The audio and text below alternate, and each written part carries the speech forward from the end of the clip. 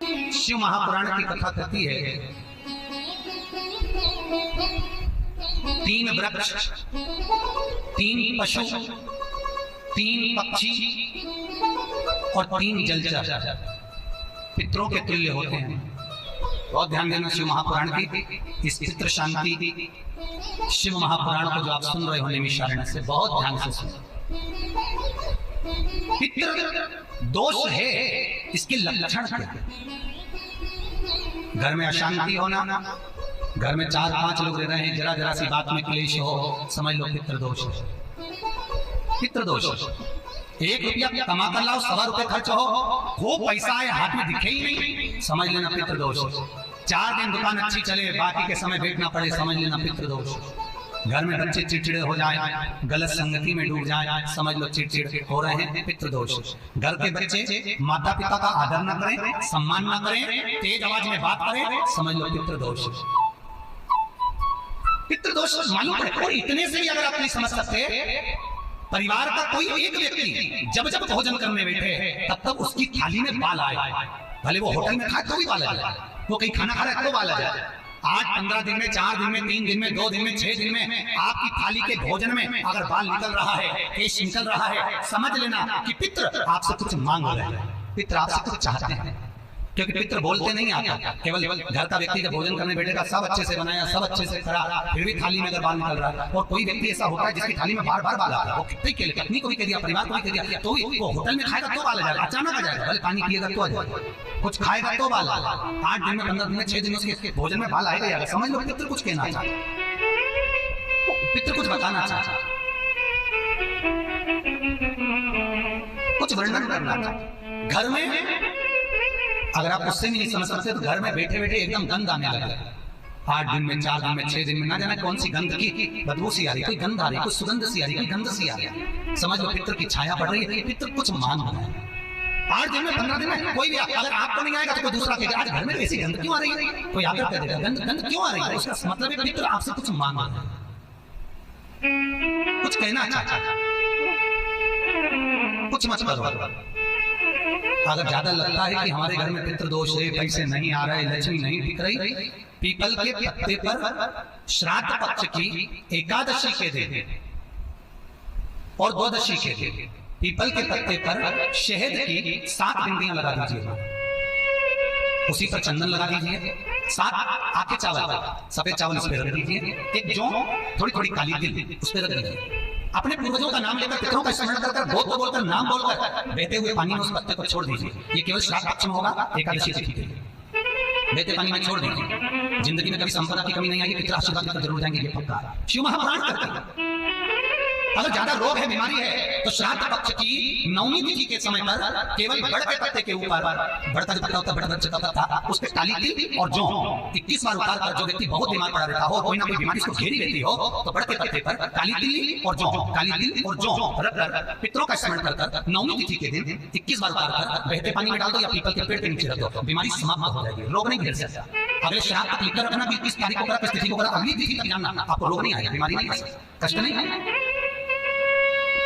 शिव महापुराण का भगवान शिव आनंद की राशि। तो 3 वृक्ष, 3 पशु, 3 पक्षी और 3 जलचर ऐसे हैं जिनको पितृ माना है। तो 3 वृक्ष कौन कौन से हैं? शास्त्र कहता है पहला पीपल, दूसरा बरगद और तीसरा बेलपत्र। इन 3 वृक्ष के नीचे श्राद्ध पक्ष में पितरों का निवास हो जाता है। इन 3 वृक्षों के नीचे 3 वृक्ष पितरों के तुल्य हैं। पहला पीपल, दूसरा बटवृक्ष, तीसरा बेलपत्र का वृक्ष। कभी अनायास श्राद्ध पक्ष में आप कुछ भी ना कर पाए, कुछ भी ना कर सकते हो, तो एक पत्ते के ऊपर कोई सा भी पत्ता ले लो, चाहे पान का ले लो, कोई पीपल का ले लो, कोई भी पत्ते के ऊपर एक पूरी, थोड़ा मीठा थोड़ा नमकीन रखकर अपनी कामना कर अपने पूर्वजों के लिए इन 3 वृक्ष के नीचे 16 श्राद्ध में किसी भी एक दिन आपको भोजन को रखकर जाए, अपनी कामना कर सुख अनुभव होगा, पितरों को शांति होगी। 3 वृक्ष पितरों के तुल्य हैं, 3 पक्षी पितरों के तुल्य हैं, कौवा, हंस और गरुड़।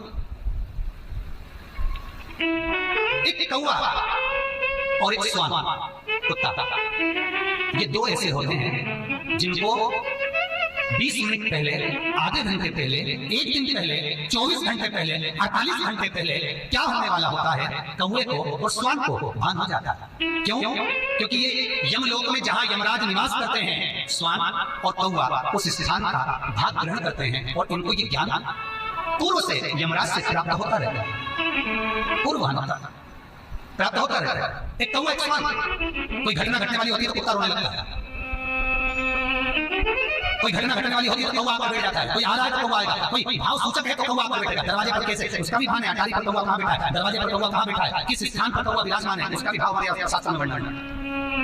3 पक्षी, 3 वृक्ष पितरों के तुल्य हैं। पक्षियों में कौवा, हंस और गरुड़, ये पितरों के तुल्य हैं, जो अधोगति में मर जाते हैं, जिनको पिंड नहीं मिलता, तर्पण नहीं होता, ब्राह्मण का भोज नहीं मिल पाता, जो मर जाते हैं, जिनका अंतिम संस्कार तक नहीं होता, जिनकी गति बिगड़ जाती है, ऐसे जीव कौवे के अंश में प्रकट होते हैं। जो पूर्ण फल लेकर जाते हैं, पितृलोक में जगह नहीं होती, वैकुंठ में जगह नहीं होती, कहीं अगर जगह नहीं है देवलोक में, तो इनको कौवे के अंश में, गरुड़ के अंश में या हंस के अंश में डाल दिया जाता है।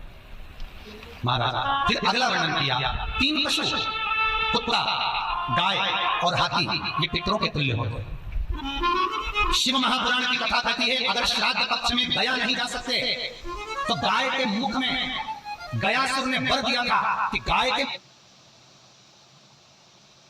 पाएगा तो गयासुर 16 दिन गाय के मुख में निवास करेगा, और गाय के मुख में श्राद्ध के समय पर अगर कोई रोटी देगा, श्राद्ध के समय पर जो भाग देगा, उसको गया जी में पिंड करने का पुण्य फल प्राप्त होगा। ये गयासुर का वर गौ माता के लिए।